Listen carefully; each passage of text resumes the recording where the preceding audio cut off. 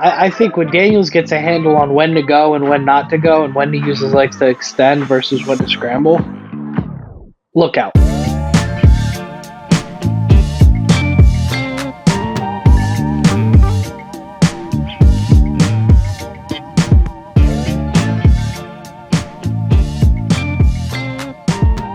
Pop, what's going on, man? Son.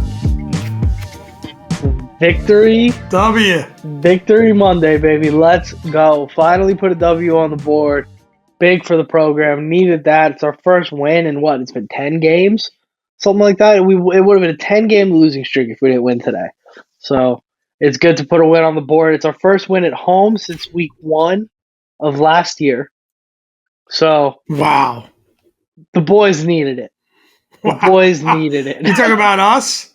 Yeah. Yeah, I agree. The boys needed it. Oh my God, the boys needed it. That was good. So it was pretty gloom and doom. Our text messages at halftime were pretty gloom and doom.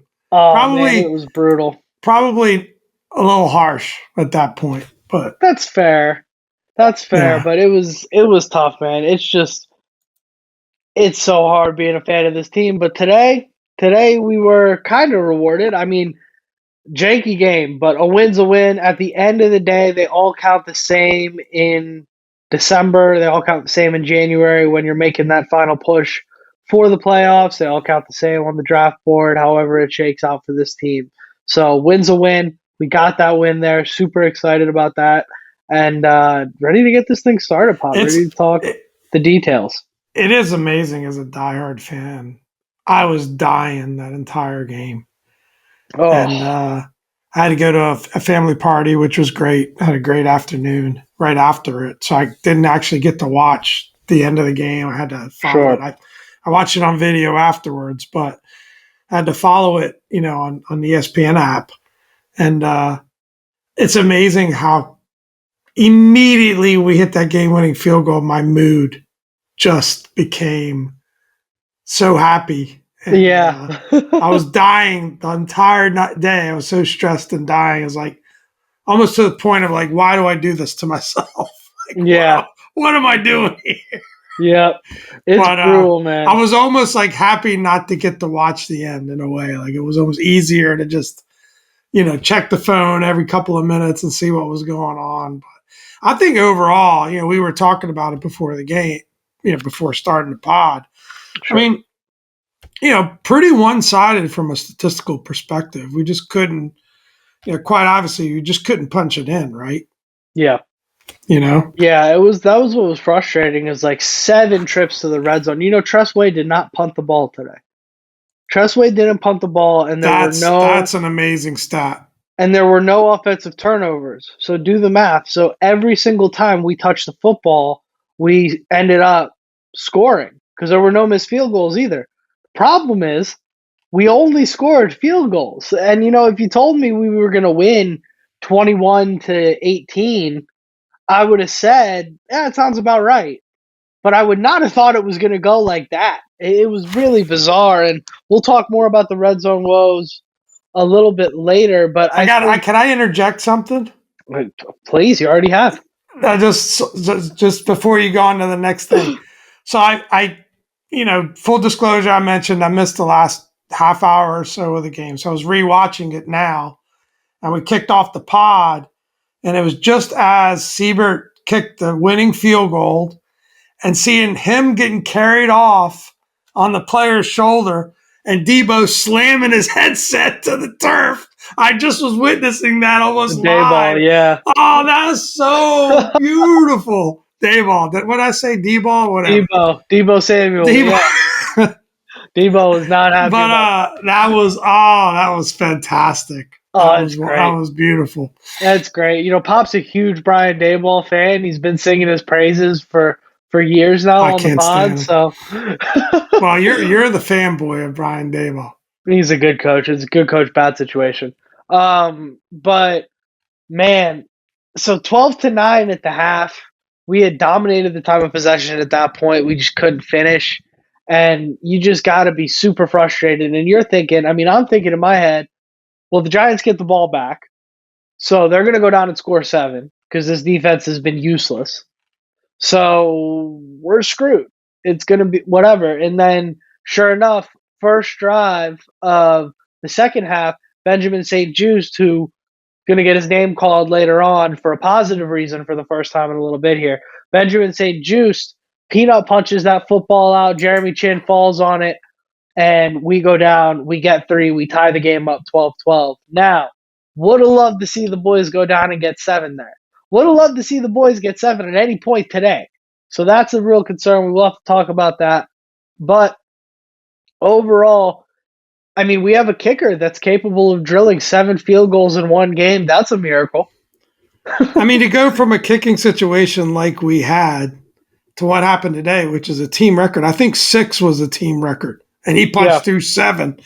They showed the video of him getting the game ball after the game. I mean, it's amazing. It's just what a turnaround and what a confidence booster for that kid. I mean, of course, you would have much rather have seen touchdowns, but I look at a situation like this where you get a win. Granted, we don't think the Giants are very good. But look at what the Bucs did today. We kind of called it, right, man? That Bucs team knocks off Detroit, is maybe a better team than people are giving them credit for. Lions kind of stammering out of the box to start the year. But I mean, it's per my point, it's a pretty dominant statistical performance. 425 yards to 304, 69 total plays to 51. 37-32 time of possession to 22-28. Like you said, 7 trips in the scoring position.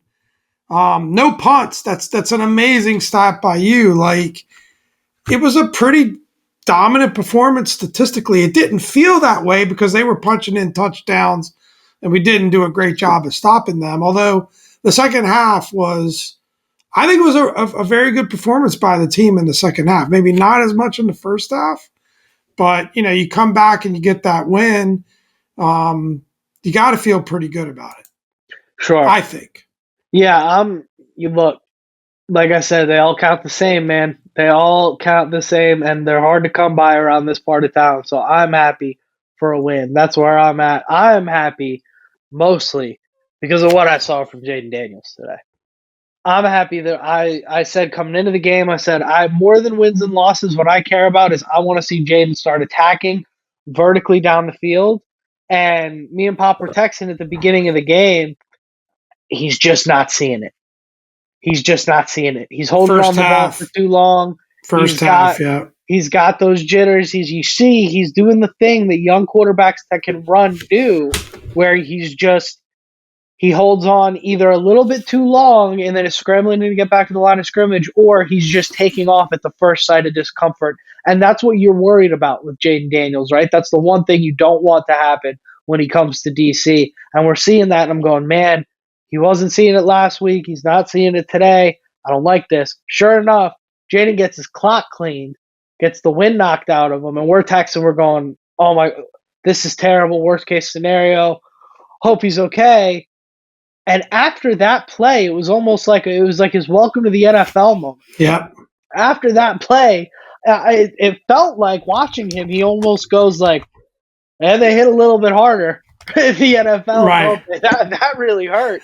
And then you saw him take off for a scramble, and instead of cutting upfield like he'd done previously, he went out of bounds immediately. And then you saw the ball was coming out as soon as he hit that back foot. And maybe that was a little bit of a reminder to Cliff Kingsbury as well, and to Dan Quinn. I don't know what the order of operations was, but maybe that was a little bit of a reminder that, like, hey, we need to put this kid in a situation where as soon as he's on that back foot, the ball's coming out.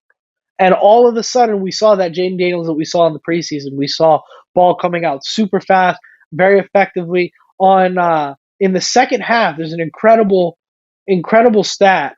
In the second half of the game today, he was 6 for 8 for 108 yards on passes 10 yards past the line of scrimmage today. And in the first 4, Nick Aldridge, PFF, tweeted this. I think it's brilliant. The first 6 quarters of his NFL career, he was 3 for 6 for 36 yards. And in the second half against the Giants, 6 for 8, 107 yards. So they are, whether by necessity or this was the plan all along. They are slowly kind of opening the offense up. Jayden Daniels starting to work the ball down the field, and he looks confident. I mean, that 35-yard throw that he hit to Noah Brown was beautiful. I mean, he layered Yeah, that over two yeah, second-level defenders, dropped it in the breadbasket. He had another one where he put it only where Brown could get it. Brown had to dive to catch it. He had a couple great dump-offs to Ertz, a couple good down-the-field throws to Ertz as well. It's a good day for Jayden Daniels to be your franchise quarterback today. yeah. You can see it, and even when we were a little discouraged at halftime, especially after him taking that big shot, what I was saying is it'll come, but it's just not. He's just not seeing it right now, and we don't know what plays are being called, but it was he was hitting that back foot and just hesitating almost every Yeah, time, and then yeah, all of a sudden you're right. He took that big shot. Of course, you see Jayden Daniels laying on the ground in agony, and you're just like, the whole fan base went into just heart attack mode. yeah, nuclear. I was even Googled stories about the Commanders like tonight, and some of the first 2 or 3 stories that popped up was, how much the fan base is freaking out over him being hurt. And of course, tough kid. And it's like you said, something just seemed to snap in the stats you just read Yeah, off.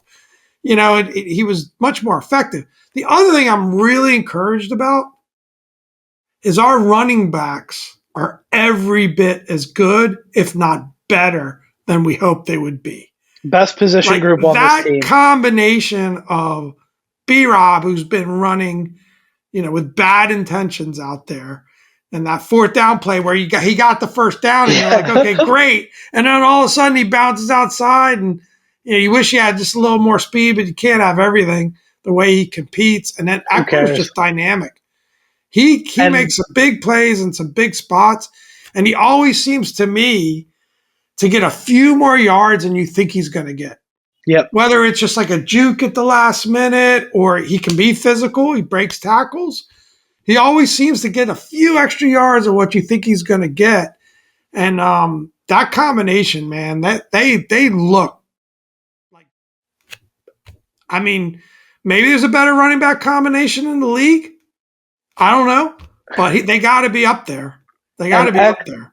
Eckler is just like he's just a pro's pro, man. He's a fantastic, fantastic in pass protection. One of the best running backs I've ever seen in pass Kick protection. returning. I mean, he took one back. Took one back, got called back on a Weak. crap call. Whatever. I mean, it was technically a hold, but they happen on just about every kick return, and I'm sure they don't all get called. But whatever. But yeah, the Brian Robinson, that one run on the 4th-and-1 run, I'm so glad you brought that up. I was sitting there watching it, and I was getting ready to turn to my girlfriend and say, he is so good when it's 4th-and-1, you have no doubt that pile is going to move forward and he's going to get a yard. It's almost guaranteed. And then all of a sudden, he's 20 yards down the field, and I'm like, oh my god, how the hell did he get down there? It was Yeah. really fantastic, man. He played so well. I'm upset he didn't find pay dirt. We have to do a better job of play calling inside in those goal-to-goal situations. Not even in the red zone. But I mean, Inside the how many pre-snap penalties have we have there? It was just such a dagger. I just yeah, think. I mean, I thought Kingsbury called a really good game, and I thought he adjusted. You mentioned the adjustments at halftime, and then yeah, Daniels looked really different. But we stalled. I mean, you hate to say it, but we stalled in the red zone because of boneheaded plays by players. yeah, I mean, Nick Allegretti, God love him. How do you get, I mean, this wasn't in the red zone, but how do you get called for a legal man downfield on such a short pass play? Like, he yeah. just took off downfield. Like, what was he thinking? He was just doing a shuttle sprint. I mean, he just took off. And then, like, he had pre-snap. I mean, they spread it around, a lot of different guys. Cosby had one. Stupid special teams penalties. I mean, the penalties were like, but what I like about this, and look, you can take whatever shots you want. You can say the Giants suck. We haven't been able to beat them for the last 2 years. We've sucked worse. So to me, this is a good victory, right? I mean, Yeah. I'm a glasses half full kind of guy, when it comes to the team and life in general. And, I'm going to say, I'm going to be happy about what they accomplished. And I thought all the things you rattled off early, I mean, what's not to like? What's not to like with no punts? What's not to like with the way we move the ball? What's not to like with the total yardage and total time of possession stat? Did defense look good? No. I tell you, Daniel Jones,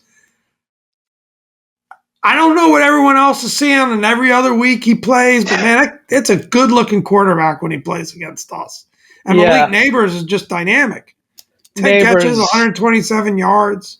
Neighbors is scary. I really don't You want to know, have to face. I can't wait for them to F up his contract in 4 years and him to leave the division. I said it last week. This Giants team's better than I think people are giving them credit for. I didn't see a awful football team out there today. Well, it's because you saw two not so great football I teams don't agree playing with against that. each other. But I don't agree with that tape. I really fair don't. enough. Fair enough. I saw, and granted, that our defense wasn't very good for the most No, part. But I think that team was playing hard. They were playing I'm talking about the Giants. They were playing physical. They were sure. getting after Jayden Daniels. I mean, I don't think that team. I think that team's going to be more competitive. You come at me. Wait later in the season. And let's see the results. But I think that team's going to be more competitive than we think from what I saw today. Yeah. I thought defensively, I thought things turned around in the second half. Wasn't great, Yes, it was but I much think better. you saw about as good as you're gonna see from this defensive unit. It's just we're so bereft of talent, man. It's just the new some of the new guys that they've brought in. Luvu is like a heat-seeking missile out there. He's like the honey badger. Like Luvu is so good. I really like Frankie Luvu. I'm not so sure about Chin. I'm not so sure about Quan Martin. But you You don't really have a lot of guys that can cover. no, That's the and you problem. We have too many of the same guys. You got guys that could be physical, right? But guys that can cover, yeah, not many. and you got guys that Right. can be physical, but where's the run defense? We're Yeah, getting that was gashed. disappointing. We're That was getting really gashed by disappointing. Devin Singletary on his 28th team in the NFL, his 44th year playing in Yeah, the National Football 22 League. Come rushes on, for man. 129 yards, including Ugh, Daniel Jones in there. But yeah, terrible, terrible. And that was the yeah. run defense was awful last week too.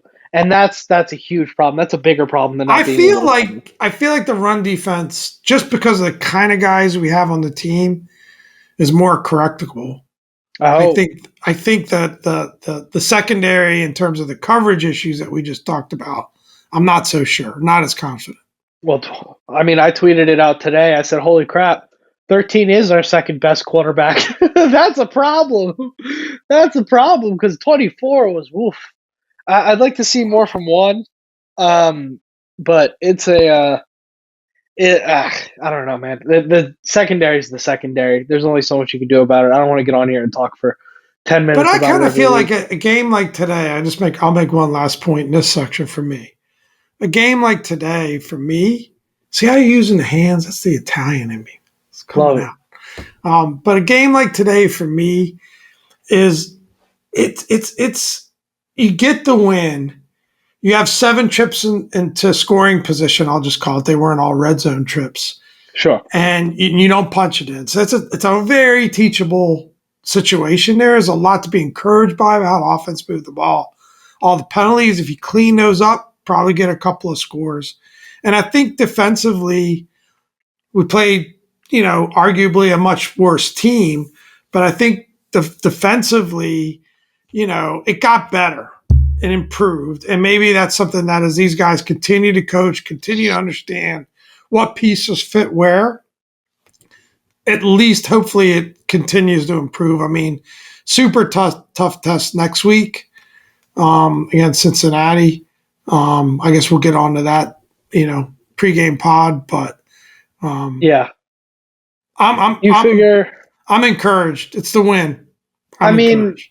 if you look at the numbers, right? The best red zone percentage last year was 68% in San Francisco on scoring touchdowns. But if you just go straight middle of the league, number 16, Houston was 55%.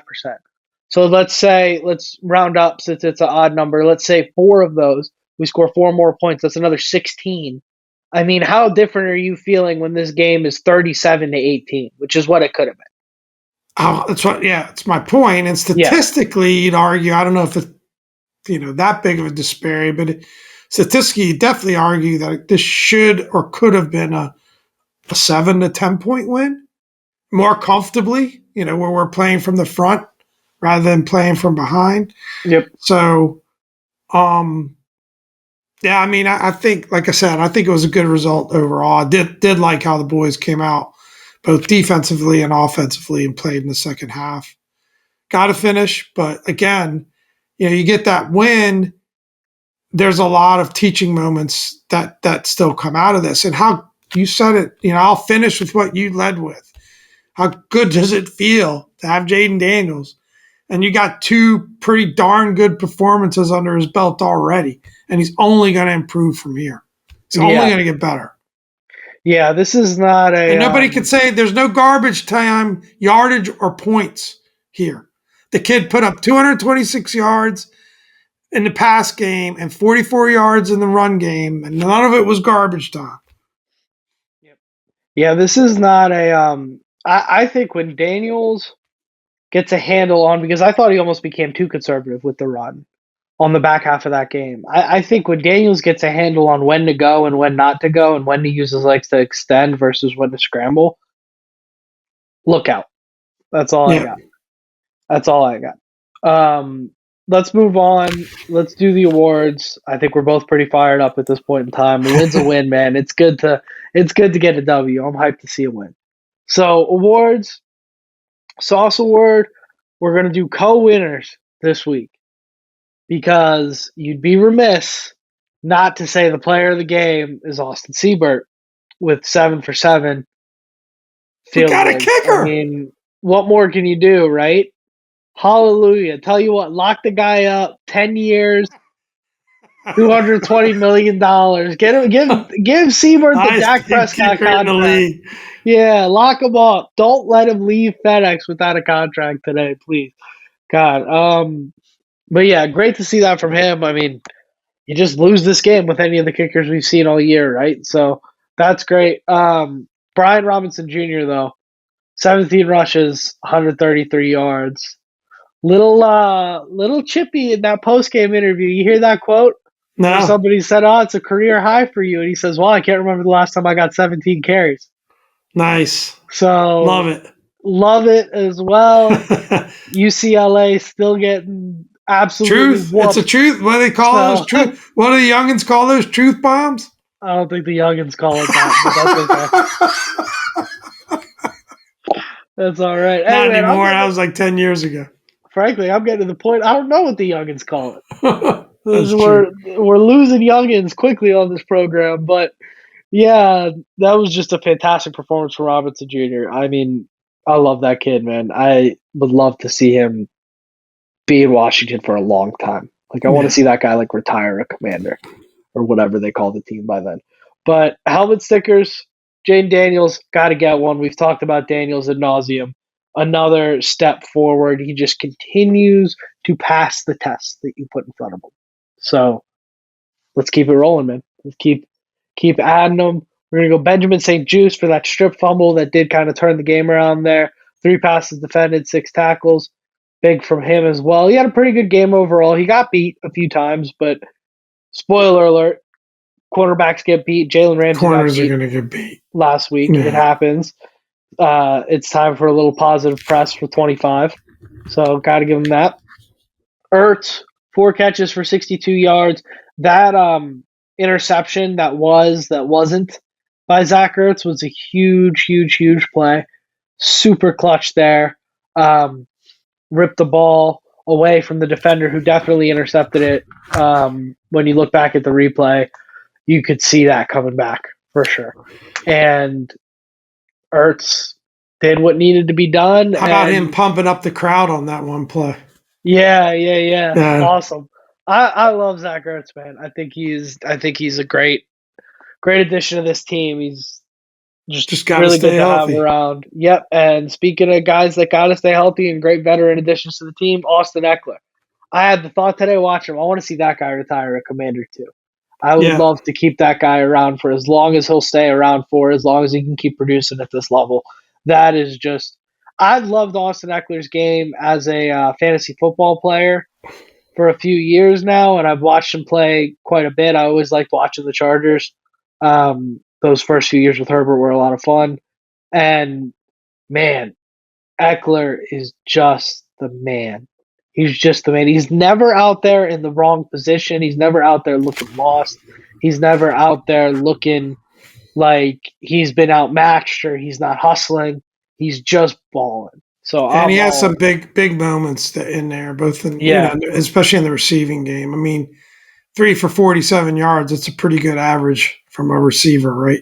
yep. And shout out to Yeah. Cliff Kingsbury for really scheming him into the right positions because there were a few times like it's like 3rd and 13 and you see the ball go a yard across the line of scrimmage to Austin Eckler and you go, "Jeez, he got 15 yards!" Like all of a sudden he just goes flying forward and the guy just gets there and he should have had a kick return to set this one off. So Our bubble screen game's a little rough, though. that's got to go. It's like a How bad many bubble Madden screens player. for a loss that we throw in here? Well, it's just like 1st and 10 on the 30-yard line. Snap, swing screen. Can we not? Can we get any play other? Can we get a fake Well, they were screen next week? obviously Just anything. keying on that. Yeah. Yeah, we're getting cooked. Well, because it's just they do the same thing every time they start a drive. But either way, this is supposed to be the positive But segment. And I think but yeah, just a thought here, like with Siebert, like it's amazing, right? It almost feels a little bit like that, and I'm giddy today because we got to win. That a little bit of that Adam Peters golden touch because you're having all these kicker problems. You're going through kicker after kicker after kicker. It doesn't work out in week one with whatever the kid's name is, Cade York, and oh yeah, and then all of a sudden 7 for 7, team record. I mean, I know a lot of them were on the shorter side. I think he had 45 yarder, but it pretty crazy how that immediately turns around, and confidence yeah, is so big as a kicker, and so you got unreal. to hope that we've got our guy now. Yeah, just happy to be here, man. Happy to be here. Let's keep the kid around, take good care of him, put him in position. I mean, it's not, on one hand, you want to say, like, all right, well, it's not like the kid hit 655 yarders. But on the other hand, he didn't have to.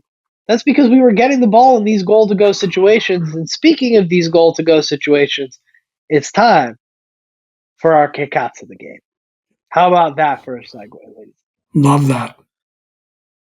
Five false start, not just 5 penalties, 5 false start penalties in goal to go situations, meaning we are inside of the 10-yard line. And a hold, just to add a little And a icing. hold. Just add a little icing on that cake. Just to really screw it. And a hold. Oh my God. You just cannot have that. And I keep circling back to and they rallied and they got a win and they made really great adjustments at halftime. But I keep circling back to this we were promised a better coach football team. I didn't see that in 4 years of Ron Rivera. What the heck was that? That is unacceptable. There is that can never happen. I'm not shooting anybody bail on this one. I know Pop's about to. I can tell just from the way you tilted your head. That is, I think I think all those offensive linemen should have to run for the rest of eternity. I think Dan Quinn should be out there running with them. I think the offensive line coach should run. I think everybody except for Siebert should have to run because of the atrocities that were committed there. Because that's the thing. If you run, if it's 1st and goal at the 9 and you get a 3-yard carry, now you're at the 6. Stay with me here. This is complex math. If you get another 3-yard carry, you can maybe run on 3rd down. The defense at least has to respect that. And then Jayden's legs come into play. If it's on the 9-yard line and you get a false start, now you're at the 14-yard line. Now you got to throw 3 times. That's it. You're throwing 3 times. That's just NFL in 2024. And you just can't have that. You can't have that. What are you expecting? Luke McCaffrey to catch a touchdown pass in the last to clutch up the game? Like, you can't do you want to put the game in Brian Robinson's hands, who had 140 yards, or Luke McCaffrey's hands, who did not have a catch today? Did he have 2 catches today? I don't know. But come on, man. We can't have that. That's just unacceptable. And false start penalties too. That's unacceptable. I agree with everything you're saying. At the end of the day, coaches got to be responsible, but I don't know. I mean, I guess the Giants they were mentioning on the radio, they were doing something that was kind of tricking us into jumping off sides, but don't care. But yeah, I mean, it's really bad. It's how you lose football games at the end of the day. I mean, I want to ask you a question. If Nick Allegretti was in like youth football and his dad was in the stands, his Italian dad was in the stands, and he goes running downfield on a pass play, hunting heads, you think his dad comes down and rips him out of the game and says, sit down, you're done? Gives him the speech, you're a disgrace to the family. Like, I don't pay all this money. Uncle Nuzio's up in the stands crying, I pay all this money. I buy you your shoes. I buy you your jersey. I buy you your helmet. And you jump off sides every chance you get. I can see it, man. No way. Sorry, no Nick. No way. I'm sure you had a good game otherwise, but we're having a little fun with that play. That was he did have a good game wild. Otherwise. Yeah. Oof, Junior kick out to the game is this tackle situation is disastrous. This is a disaster. I know I'm going off script here. This is a disaster at tackle. We can't have Andrew Wiley out there much longer, man. Right tackle specifically? Oh my, he's horrible. I didn't really catch it today. Like, was it Luke or a combination of? It was a combination. When I saw Brandon Coleman, I can't get his name right. Yeah, Brandon Coleman. When I saw a jailbreak, more often than not, 78 was on the left side, which is Lucas. But one guy who's consistently awful and is on the field for every play is Andrew Wiley. He has got to go. Oh my God. I saw him get beat inside like 2-3 times again today. It just he's a guard, I think. It just can't happen. He's a backup is what he is, and we've promoted him to starter. Anyways, got to keep it moving here. Pop. Yeah. How's your fantasy team this week? This is your segment. Have at it. Listen, man, I don't want to taken some abuse over the last couple of years. So. I don't want to celebrate too hard because go ahead. Pop still has. We're about halfway into Monday Night Football. Set it up. Still has Joe Mixon, Devontae Smith, Dallas Goedert, and Jake Elliott. So he could get me. But Team Carlo is up 121-52 on Team Mello. It's a pretty thorough whooping right now. And you know what I like? You know what I like from Team Carlo? Don't really care. Nobody really stuck out today.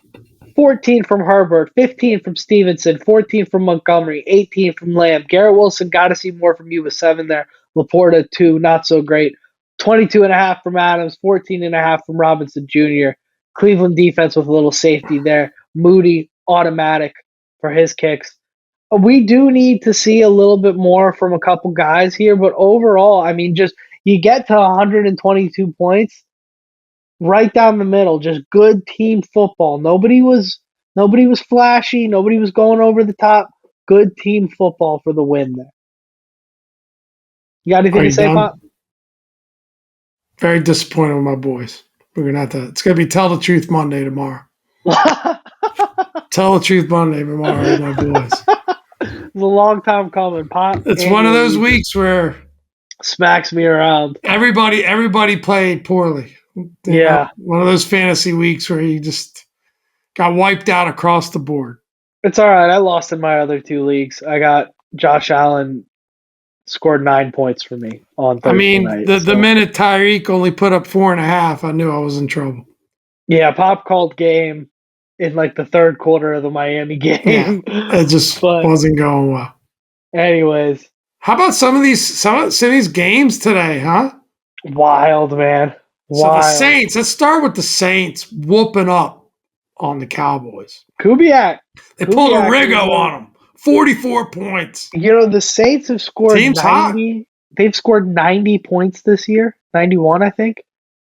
They look like a juggernaut. Alvin Kamara, 4 touchdowns. It's that boy from San Francisco. Old school fantasy guy. Yep. Yeah, an OG. Yeah, it's pretty wild what's going on out there. I mean, Carr's got talent. They've got a pretty well-built team. And Kubiak came over from San Francisco and just lighten up out there. Speaking of lighten up, how about the mustache himself, Gardner Minshew, leading the Las Vegas Raiders to a win over the 0-2 Baltimore Ravens. Is it time to hit the panic button in Baltimore, Pop? So I don't know. Somebody earlier said, don't bring up the Ravens game just for the insider's sake. And I said, I can't control what Dominic's going to say or do. So it's a headline. I'm doing my job here as a pundit. That's it. That's a stunner that they're 0-2 for sure. That knocked me out of my double elimination fantasy league. Now, getting knocked out week 2 of your double elimination fantasy league, last time I checked, that's not very good. Yeah, that's not fantasy. I'm what do you call it? Survivor League. Yeah. Yeah, you don't want to be there. That's tough. No. Speaking of places you don't want to be, on the other end of a flag when Kansas City needs one. The Chiefs pulled that out. Bengals got screwed on a really bad pass interference call at the end of that game to put the Chiefs into field goal range. Of course, Harrison Butker hits the kick. That should have been ball game. The Bengals should have won that game.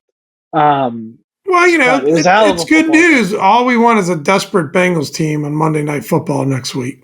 Yeah, exactly. Bengals team that needs a win. Jeez. Gotta have a win. Brutal. Anyways, we will see you guys next time. I think, are we going to jump on Thursday, Pop? Or are we going to do it on Monday night? We'll jump on Thursday. We'll do a bot. Thursday, Friday, we'll have a pod for you. Don't worry. Yeah. Not to worry. A little bit of an awkward schedule with the Monday night game, but we'll figure something out. Well, I'm thinking Bada Thursday, pregame Monday morning. Exactly. That's what I'm thinking. Pregame Bada recap. Perfect. Yeah. Guys, if you have any stuff you want us to get into Thursday, of course, we'll do some Commander stuff, but drop suggestions in the comments. We're always reading. If you got any stuff you want us to talk about, tweet us at DC Sports Plus. Hit up the Instagram, same handle. Anyways, let's wrap this thing up. If you've been with us this long, you're clearly having a pretty good time. Don't forget to like, comment, subscribe. I've been Dom. This is Pop. Thanks for another great week, everybody. Let's enjoy this Victory Monday.